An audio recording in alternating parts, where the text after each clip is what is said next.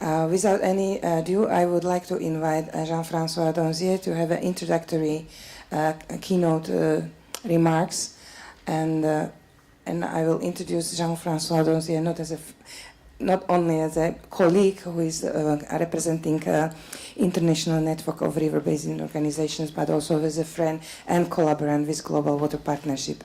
Jean-François, your floor. You. So, good afternoon now. I just want to open the door at some issues about international cooperation, not only in Europe but worldwide. And I propose you to present some tools that we are developing within IMBO, the International Network of Basin Organizations, to favor exchange of experience between different public bodies and mainly when they exist basin organizations. Our network had been created in '94, is now regrouping around 200 full members coming from more than 70 countries. There are basin organizations, national administrations, or multilateral cooperation agencies, of course public body, but we open also to permanent observers which are coming from NGOs, research centers, academics, university, and so on, because we need to link, and it will be the purpose of my conclusions. For doing that, it's an open network without any obligations, just to exchange experiences between us from all the continents.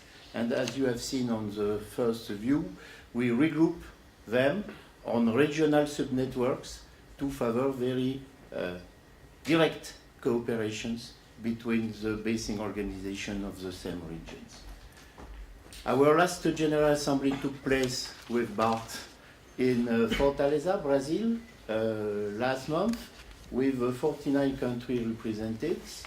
And just another look about Europe, to say that taking into account the importance for all European countries of the implementation of the Water Framework Directive, we organize a specific networks, the name is Europe IMBO, to exchange experiences between us, because it's a great challenge to implement the Water Framework Directive, even at national but also at transboundary levels.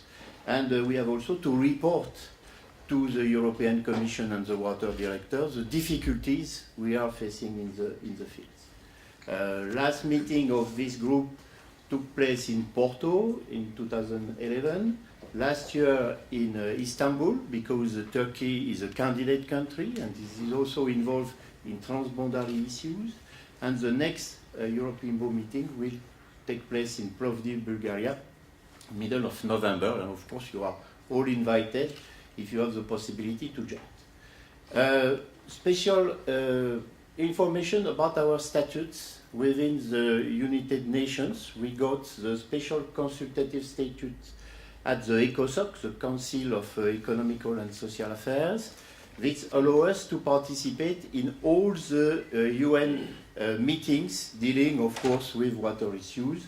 For example, this ministerial conference in Astana, Kazakhstan, within the UNEC Water Conventions. Of course, conference of Rio +20 last year, and this year in Geneva, a ministerial conference about fighting against drought. All our experience has been summarized in a pact, the Pact for Better Basin Management. It's a summaries of what we think about it will be better to do, taking into very practical experience. And at this moment, this pact has been signed by more than 128 basin organizations around the world, and we are supporting for reaching new signatories. We developed an action plan jointly with JWP at the beginning with 4 objectives. First of all, to support direct twinning between basin organizations or of the same continents, or if possible, from different continents. And it's very important for transferring very practical experiences from one to the other. It works very well, and we got funding from the European Union's twin basin project, which allow us to support more than 40 twinning agreements involving 71 basin organizations. Second objective is to mobilize the expertise within basin organization or public administrations implementing basin policies, mainly for helping at institutional reforms, but also for developing new tools for better basin management.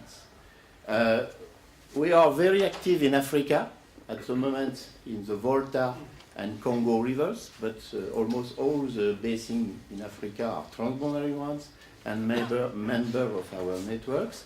They are supported now by JWP and the European Union's within a funding for reinforcing our African network of basin organizations.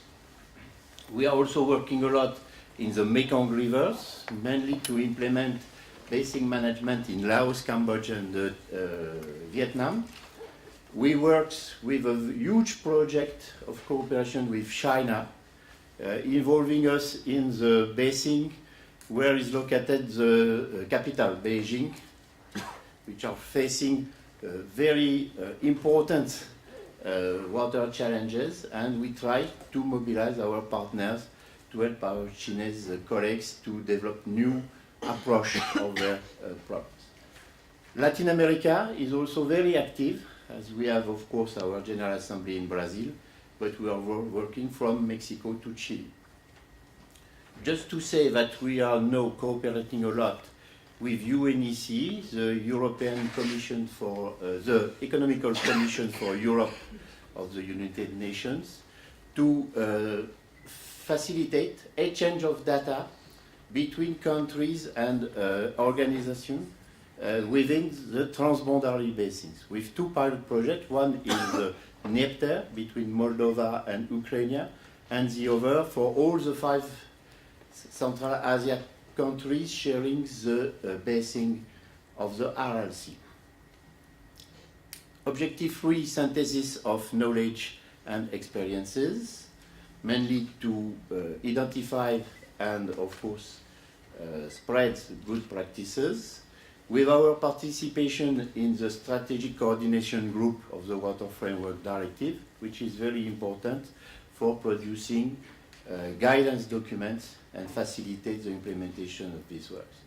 I have just to pass a few minutes on science policy interface. I spoke mainly about cooperations between basin organizations, but at the moment we need to reinforce the link with research centers, with the university, because we need new knowledge for implementing our basin policies, and for a part we do not have enough knowledge. But there is 2 different words with their own language, their own procedures, so it's very important now to relink between us, to transfer the result of research more rapidly to the water practitioners, but also to pass orders to research centers on the different topics we need for being more efficient. Clearly, at the end, we try to network information systems and mainly documentation centers to spread documentation all around the world. We produced last year, also with JWP and other partners of the UN system, a handbook for management of transboundary basin, which is now translated in French, English, and Spanish, but also in Chinese, Arabic, and Russian. We have in preparations 2 more handbooks for the next years. One is directly linked with protection and restoration of aquatic ecosystem, and Bart, I hope you will be the main partners of this very important, first important project. So, what to do in the next few months? First of all, we are organizing with UNEC and UNESCO a platform of mainly transboundary basins to test measures for adaptations to the climate change. It's very important to be on time for this issue that is very strategic. Secondly, we are managing with OECD a working group on basin management within their initiative to reinforce water governance. We are also members of a new consortium, mainly with NGOs working in ecosystem protections to reinforce this part of knowledge within our basin organization, because they are very weak.